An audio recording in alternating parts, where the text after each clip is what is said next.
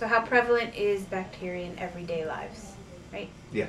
So most people don't know, well, most common people don't realize that our human bodies carry thousands and hundreds of thousands of different species of bacteria as part of, the normal way we protect ourselves from the outside influence of microbes. So, I think just in your mouth alone, you can count probably thousands of different species of bacteria that live there, with the purpose of not just keeping out the bad guys, but also providing us with some benefit as well, like some nutrients. Some of them make vitamins. For the most part, people think of bacteria as being bad guys, right?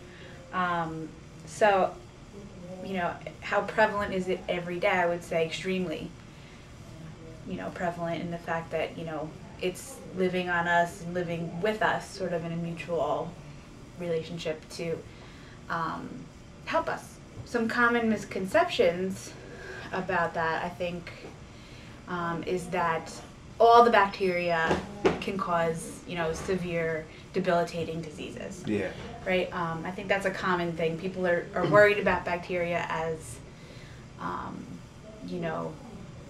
infectious disease and how it can cause death and sickness. And I think for the most part, many bacterial diseases are very treatable, aren't even really that debilitating depending on the bacteria.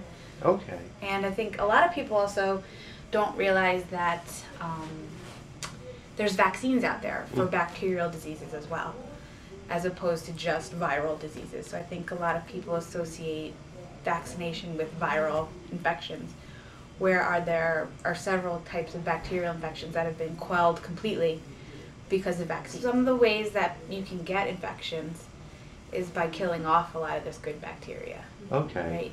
Right?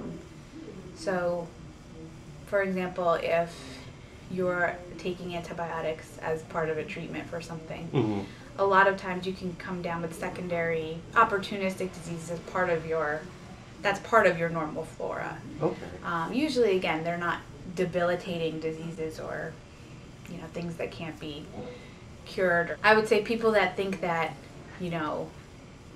keeping their kids away from everything, like trying to isolate them so they're not, getting infected, that's probably not such a good idea because you're not building that immunity against things in the environment. Typically, bacterial diseases are contracted through, usually it's a respiratory portal of entry. You inhale some contaminated droplets from somewhere, or you touch a contaminated doorknob or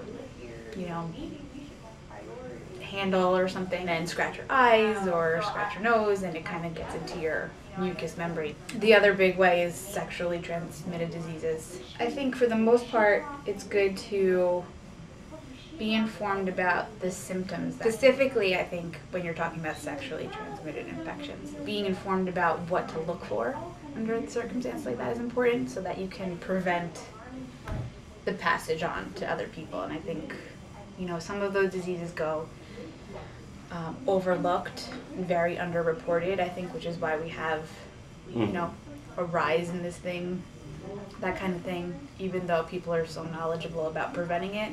Possible foodborne illness, it's important to be informed in the sense that, you may want to be treated if you think you have a really bad, infection that you happen to eat from a contaminated piece of meat or something.